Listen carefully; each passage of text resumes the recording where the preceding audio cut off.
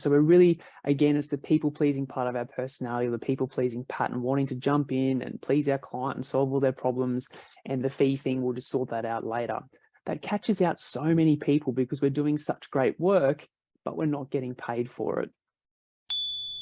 All right, hello everyone. Welcome to another episode of the Ignite podcast. For those of you who don't know me, my name's Josh Stone. I'm the founder of Ignite Coaching, where I work specifically with business owners in the engineering industry to help them build and grow their businesses. So today, team, I want to talk to you about what to do when your client says that you're too expensive. So I'm fresh off a training call with everyone in my boardroom program, which is a program purely for business owners of engineering consultancies or businesses within the engineering industry. And just working through with a really amazing client, like this process of what happens when a client says that you're too expensive. And so I guess what I want to address is, like, often our initial reaction is to go, oh gosh, like, I've got to drop my fees, I've got to drop my rates. What happens if I don't? I'm going to lose the work, I'm going to lose the client, I'm going to lose the project, all these kinds of things. And our immediate response, because of like really our default nature or our patterns of people pleasing and wanting to keep the client and that sort of thing, is our default response is one of, I'm in the wrong, or this is somehow my fault because I've set my rates at this level and a particular client has told me that I'm too expensive. And so, like, what I want to address is, if you have that initial response, or sorry, if you have a client that says that to you and your initial response or default is to immediately redo the fee proposal or drop your rates or write back to them or call them and say, I'm really sorry, I dropped my rates. I want you to stop that. I want to insert a circuit breaker here and just kind of pause and just kind of go, that's my client's perspective. Is that actually true? And one of the trainings I run with everyone in my boardroom program is actually how to raise your prices, how to increase your prices, work with really good clients, increase revenue and increase profit margins. And so we don't want to be coming or approaching our client relationships from this place of scarcity. We want to be approaching it from a place of feeling really good about your business, the service that you offer, and knowing that the rates that you charge out at, or the fees that you charge out, are value for money, are good, they create great profit margins, good revenue stream for you, and they create a great outcome for your clients. So first things first, stop or drop that initial response of just wanting to drop your rates. And then it's about kind of learning from that experience. And so there's a couple of things that I want to work through in today's podcast episode that I work with my client around in this boardroom training call. So firstly, it's about managing your, clients' expectations through the sales process. And so what I mean by that is, we often jump into solving the problem for our clients straight away, instead of actually setting expectation about what it's going to cost them for us to work with them. So we're really, again, it's the people-pleasing part of our personality, the people-pleasing pattern, wanting to jump in and please our client and solve all their problems, and the fee thing, we'll just sort that out later. That catches out so many people because we're doing such great work, but we're not getting paid for it. So it's about managing our clients' expectations through the sales process. And that can look like, having an upfront conversation, which is, I'm happy to do so much work for you on spec. And then from this point onwards, it's, it's fee for service and these are my rates. It's everything is, I bill everything and these are my rates. Like, you've got to set the expectation, because I think a lot of the times we shy away from the money conversation, and then it kind of pops up halfway through the process and you and your client are on very different wavelengths or viewpoints. So you've got to really set that expectation first, in terms of, particularly with new clients, while they're getting used to dealing with you. Well, these are my fees. This is how I work. This is how I operate. This is what I do for free versus this is what I do. And the whole free thing, please don't do too much stuff for free. I know you got to do some spec stuff, but please don't do too much stuff for free. Because again, that just creates an expectation with your clients that you work for free. So it's about managing your clients' expectations the whole way through and setting those expectations from the outset. And if a client balks at that, then they're not the ideal client for you. This sort of scarcity mindset that that I'm talking about today really impacts so many business owners, because it's like, I don't know, like if I've got to take this work because I'm not sure of the pipeline, or I've got to take this job even though I don't like the client because, you know, it's money coming in the door.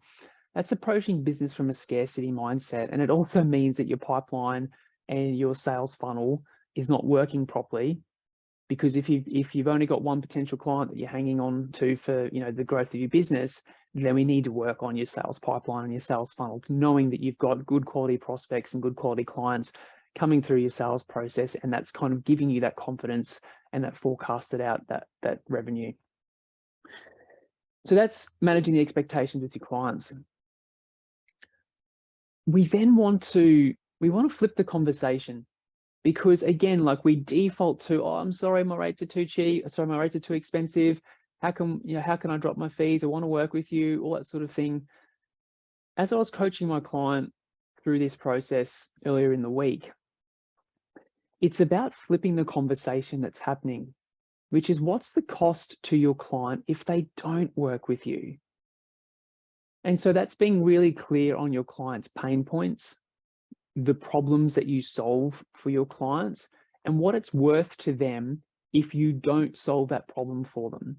So for example, if you know that you solve $100,000 problem for your client, or you solve $1 million problem for your client, and you know that if they don't get you to solve that problem for them, it's going to cost them $1 million as an example, and your fee's $100,000 to solve that problem for them, then it becomes a no-brainer.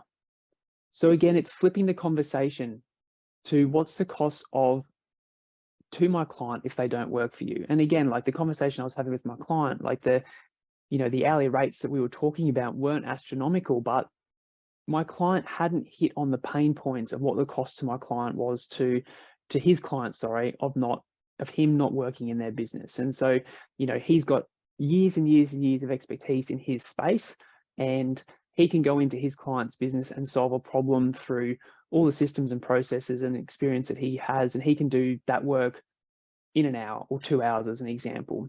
But for his client's got to pay someone who doesn't know what they're doing, will probably take 3 days to a week to solve that same problem. And so the cost to his client is, well, you're going to have a person working full time on this problem for the next week, when they could actually be doing billable work. They could actually be out there working on new projects and new things. And so it's about shifting that conversation. So, you know, his client balked at his hourly rate to kind of solve a problem that was 2 or 3 hours or maybe a day's worth of work, when in actual fact, if we could have shifted the conversation or flipped it to go, well, I know my fees are this, but it's actually going to cost you 5 times as much through paying your team members to solve the problem that I can do in a day. And so then the conversation becomes a no-brainer. Oh, well, 100%, let's get going, because I want my team to be doing X, Y, and Z. I don't want them to be stuffing around on this problem. So we're going to flip the conversation to, what's the cost to your client if they don't engage you? We've got to focus on the value proposition. We've got to focus on, you know, the value that you bring to your client's world. Because if we can focus on that, the conversation around fees becomes irrelevant. You know, the reality is that the cost of your fees in the overall scheme of the project, and, you know, what it's costing your client to deliver that project, it is a mere fraction of what it's costing them to deliver the entire project. And so you increasing your fees, or you having fees that have gone up by 10% or 20%, or, you know, even your fees are 1% of the overall construction value, or the overall value of the project, and a client balks at your fee, it's not about the fee. You've actually missed the opportunity to talk about the value that you add and the value that you bring to your client's world. Because if you can really stop and look at your client, look at life through their eyes, look at their perspective, what frustrations do they have, what pressures are they under, what delivery constraints are they under, and if you can tailor your proposal and your pitch and all the things that you talk about in the sales process to how you help solve their problems, then again, the fee proposal, the fee conversation becomes irrelevant, because for them, it's more about this person or this business or this person's business. They know my world. They can solve my problem. It's a no-brainer for me. Let's get them on board. Yeah, it's a bit more expensive than other other people that I've worked with, but they really have shown me through the sales process that they know what my problems are and how, your clients don't talk like this, but it's what's happening happening at a psychological level. They just feel safe with you, so they engage you. And so if you can really focus on the value proposition, the fees become secondary, obviously to an extent and to a point. But I've worked on plenty of projects in my consulting time where, when you can highlight the value that you bring and the types of problems that you can solve, most clients are happy to pay you extra or pay you more to solve that problem for them. So yeah, really focus on the value proposition and the fees become secondary. And I guess the last piece of the puzzle, and this is obviously just a download from my training call or discussion with my client, was all of that aside, if you can focus on your positioning in the marketplace, meaning, you're the best at what you do, these are the problems that I solve, these are the types of clients that I work with, here's the money that I've saved my clients. If you can really focus on moving yourself from that generalist kind of headspace or mindset to that specialist through your marketing, through your sales conversations, through your positioning, all the things that you do to kind of position yourself in the marketplace, in the eyes of your current clients and future prospective clients, then actually clients expect to pay more for that. You think about the the specialist doctor versus the generalist doctor, or the specialist physio versus the generalist physio. Like, you go to the physio because you've got a sore knee or something like that. You're happy to pay $80 or $100 an hour to see that physio because you've got a very generalist need and you're seeing a very generalist physio. But if you're, as an example, a pro golfer or a pro surfer or someone whose career and lifestyle and money-making opportunities or ability relies on that knee getting better, they're going to go to a specialist physio who has niched right down into working with pro surfers, pro golfers, even to the point of pro golfers' knees or pro surfers' knees. Like, you kind of get the point. They're going to go to that person because that person has positioned themselves in the market as a specialist of what they do, and everyone expects to pay more for a specialist.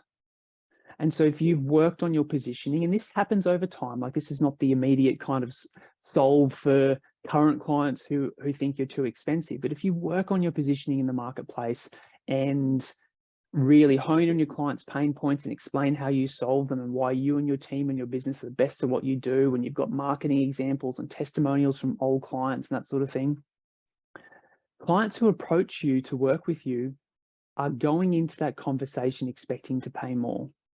And so then again, when you are more expensive, it doesn't matter because you've already established that relationship or that expectation through your marketing and your positioning in the marketplace. So yeah, really, that's a longer term play, but focus on your positioning in the marketplace and clients expect to pay you more. So team, that's a solid download of all the points that we kind of explored with my client in the boardroom training session. So obviously he had this experience. Client said to him, "You're too expensive. Please drop your rates. Otherwise, I'm not going to work with you." And so these are just some of my thoughts. These are some of the processes that we work through with my client to get him to a point of being more empowered. And that's kind of like an overarching thing when it comes to fees. Like, own the value that you bring to your client's world, own your 15, 20, 30 years of experience and expertise. And like, the fact that you can do it in 2 hours doesn't mean you should just get paid 2 hours worth of work. It means that all of the years of experience that you've had adds up to being able to do it in 2 hours. Someone else might take 15 hours. And so you should get paid for your experience and expertise and not feel less than when it comes to, charging what you're worth and increasing your fees and getting paid really well. So team, that's probably it for me today in terms of today's episode. If you'd like some help with this stuff, obviously I love helping my clients in boardroom, helping them build and scale their businesses. So please don't hesitate to reach out. Love to have a chat with you about how I could help you build your business too. That's it from me. Have an amazing day.